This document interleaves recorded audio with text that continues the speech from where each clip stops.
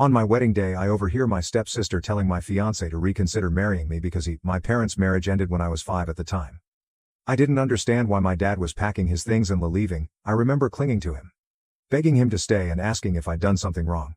It wasn't until years later that I learned the truth. My father had been having an affair with a woman named Claire. When Claire got pregnant, my father left my mom to start a new life with her. He married CLA within a year of the divorce, and my half-sister Samantha was born shortly after. To say he was head over heels for CLA would be an understatement. It was as if he had blinders on and their new family became the center of his world.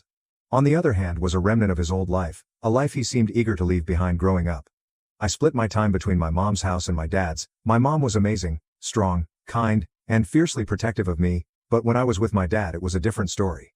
CLA was cold and distant, treating me like an intruder in her perfect family. She'd make passive-aggressive comments about how I looked like my mom and how unfortunate it was that I inherited her temper.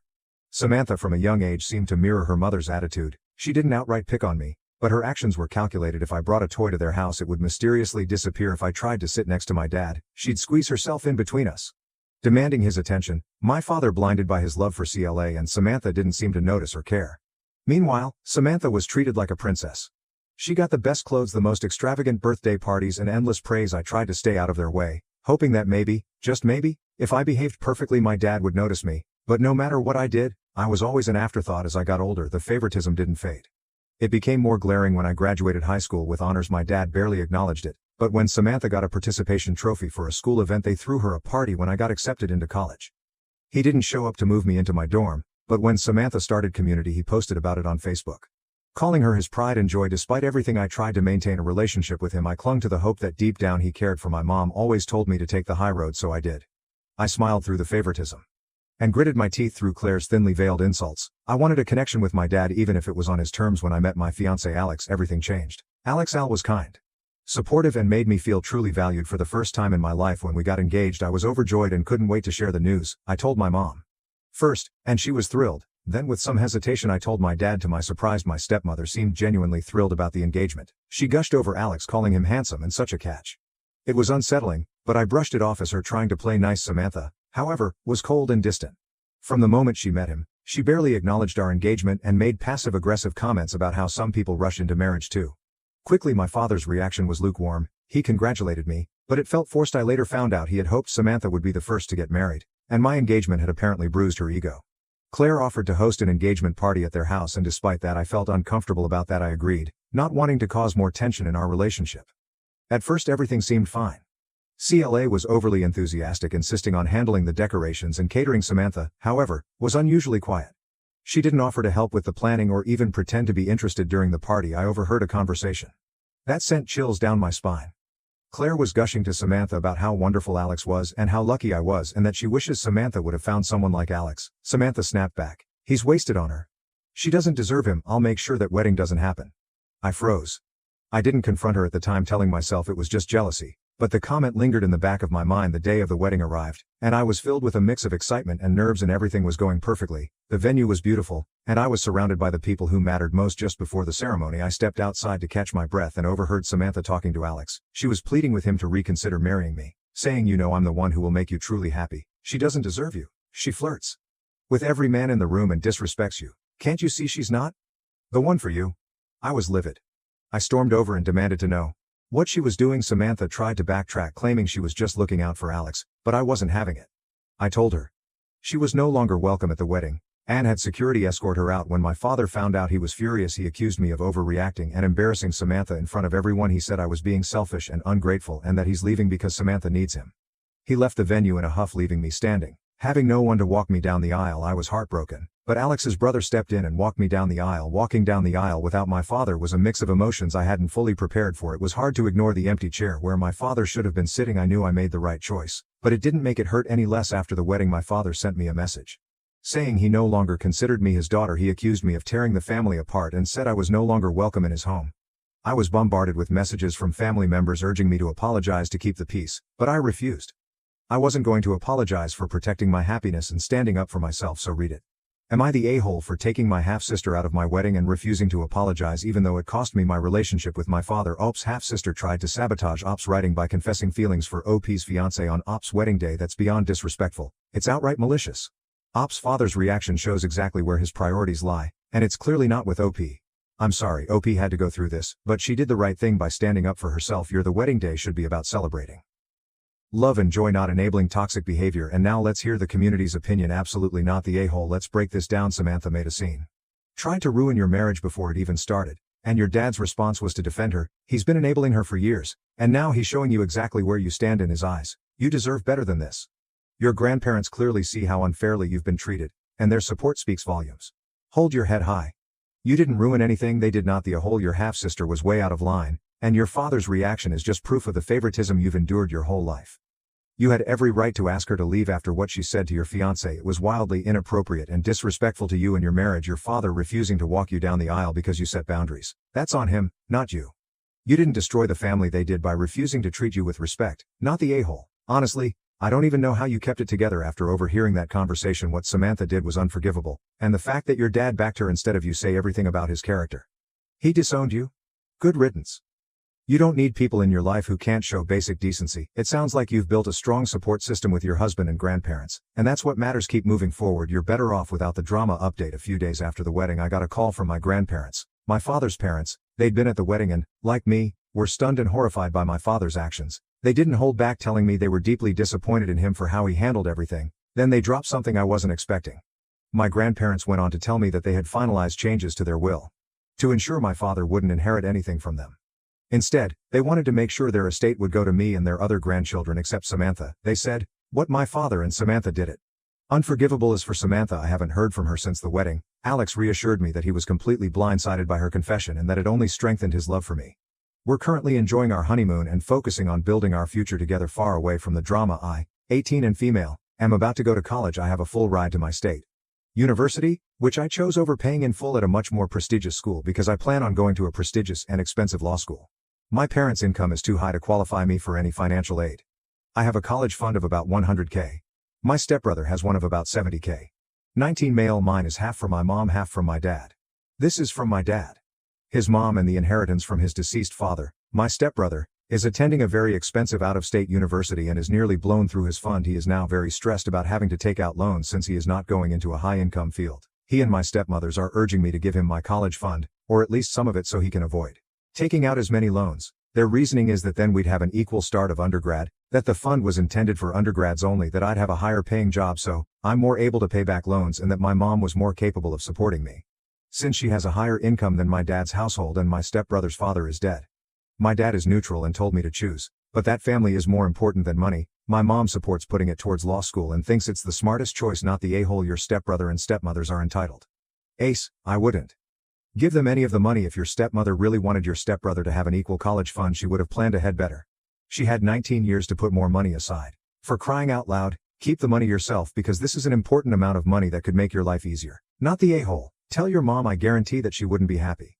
That your stepmom is trying to pressure you to give away money that she contributed to. Your mom wouldn't be interested in paying for your stepbrother's college in any way, shape or form. Seriously, tell your mom. And if your stepbrother spent $70,000 in 1 year on college, he could completely drain your $100K account and still need loans in the amount of $100K plus. So don't throw your money away like your stepbrother has thrown his. Your stepmom and dad gave your stepbrother bad advice when they let him attend a $70,000 plus college. This is their mess to clean up, not yours. Your stepmom and dad can figure out how they're going to borrow $210,000 plus. No one will lend that much to stepbrother, and even stepmom and dad probably can't or won't borrow that much.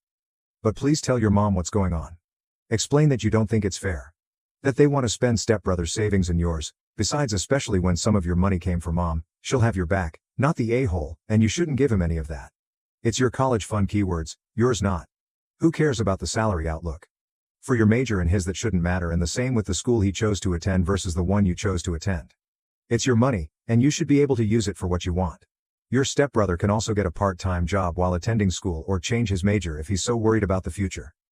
My son, 27, recently came back after 9 months in America and found out his girlfriend, 24, is 5 months pregnant. He kicked her out of his apartment due to the fact the baby isn't his, but unfortunately for his girlfriend, she hasn't anyone to turn to, nor someone to stay with. So I, 46, female, let her live with me for the past 2 weeks, and I plan to let her stay till when she can afford a home of her own.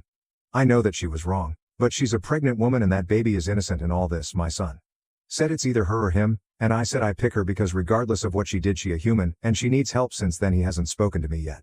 The a-hole, it's not his kid. It's not your grandkid. What are you doing? Someone put the baby in her, right? Let that person shelter her and his child. Yes, the a-hole. This girl cheated on your son and you moved her in? Are you serious?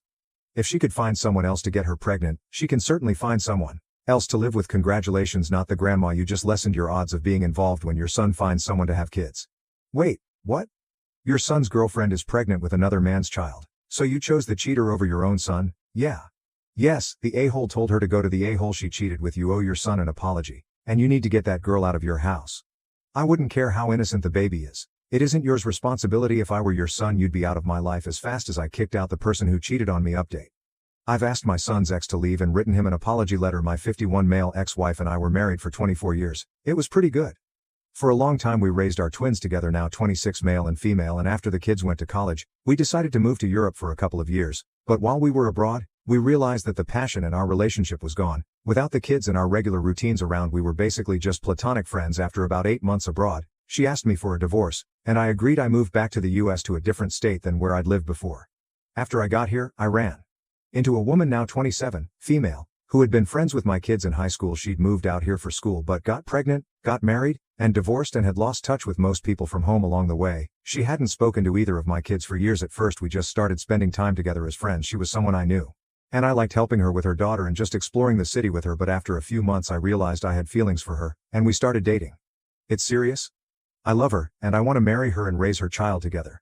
My kids knew we were dating, but they didn't know how serious it was. My daughter is absolutely fine with my plans to propose. She says she's happy. That I'm happy.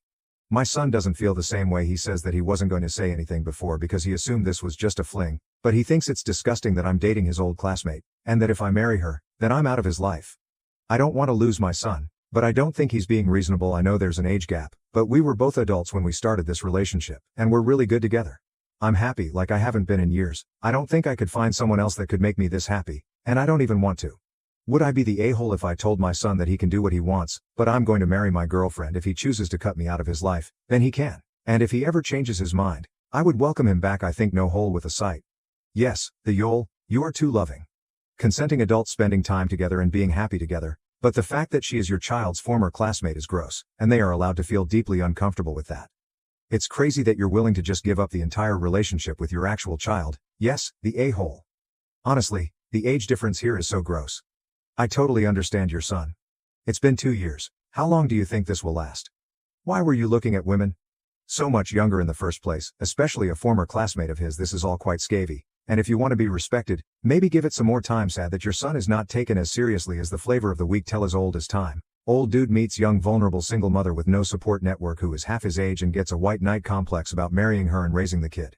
He gets a young hot wife. She gets to be forever grateful to her rescuer. Spins the clock forward 20 years. Her kid is Anne, and she's in her prime, except instead of having freedom to pursue her goals, travel, socialize, etc., she's stuck playing nurse maid to some crotchety old dude who needs her to stay in with him and make sure he's taking his pills. 23, female, was in a relationship with Andrew, 24, male, for 3 years. It was incredibly toxic, and he was a serial cheater. He was controlling, and I eventually left him after many chances and after strong support from CLA, 23, female, my cousin and best friend. He was a creep, and I got a restraining order after I saw him sulking around my house. We broke up almost 2 years ago. It's important to note that the restraining order expired.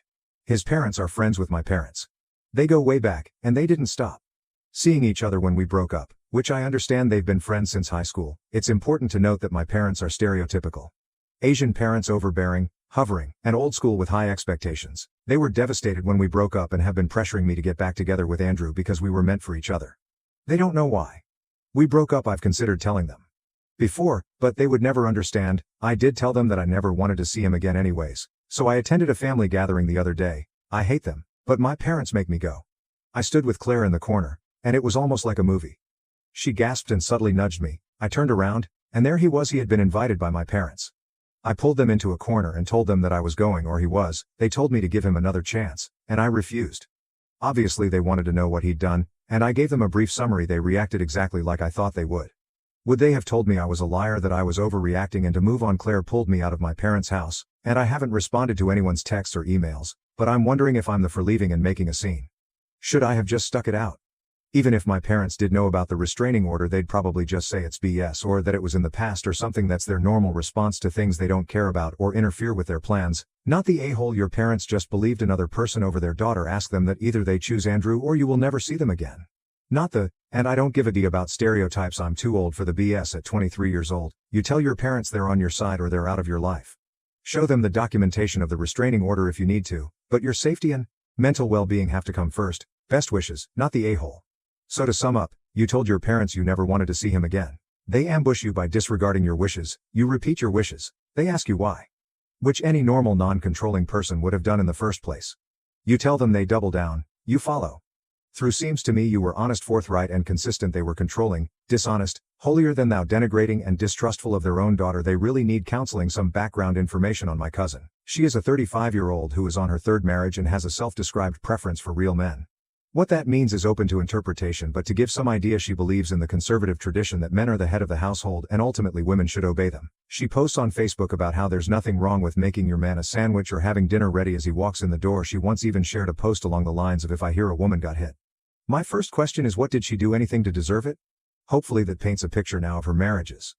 Her first husband took their wedding money without her knowledge and put money down on a big truck. He then cheated on her while she was on a tour of duty. She served as a nurse in the military. The second guy was an elopement and he mistreated her, and she called her parents to pick her up, and that was the end of that. And, as you'll see, her third isn't a prize. We just had a family reunion this weekend, and not having seen her in person in 3 years, we have a group chat in WhatsApp, but that's it. I got to meet her husband. The current husband has 2 kids from a previous relationship and she seems to really love and care for them. The husband, though, he's a piece of work. He was yelling at my cousin for every little thing. He scolded her for getting a second burger because she was getting, he refused to change his kids' diapers, tells my cousin to make the kids lunches, and generally did nothing but drink a lot. He got pretty hosed and my cousin got him to his tent to pass out. We were at a group campground in Indiana, so that night the kids and husbands are all asleep, and the adults are chilling around the campfire. My cousin starts lamenting about how she wants kids of her own, but her third husband seems content to have her be the mom of his kids. She also said that she wishes he would do more. She works full-time, he works seasonal construction and takes unemployment in the off-season. So amidst her misery, I was a few beers deep. Blurt out, if you don't want a hole, stop seeking a holes, and I bring up all her social media posts. Basically, if you don't want leopards to eat your face, don't vote for the leopard-eating face party. Ty, my cousin, proceeded to tear up, and left the next morning in her car. Her tent and her family were gone. I have about 50-50 support hate from the family. Some say that was none of my business.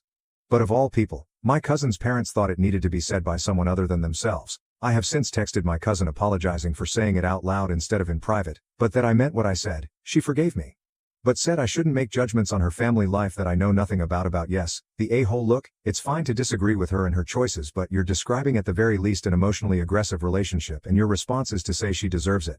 How are you any different than her in her social media posts? Not the a-hole. If she's going to complain about not having what she wants in a partner, you're allowed to point out she is the one choosing the partner. Doubt she'll learn from it, but maybe it'll spur a thought in her head about building the life she wants. Yes, the a-hole. You know it too, as you even admitted you'd had too much to drink and shouldn't have done it in front of the group if you really care. You say it to her in private from a place of concern, not criticism, otherwise it comes across as bashing and condescension rather than real concern. Her husband sounds like a real piece of work for sure, but sometimes people just need a sympathetic ear. I think that's all she wanted from you and your family.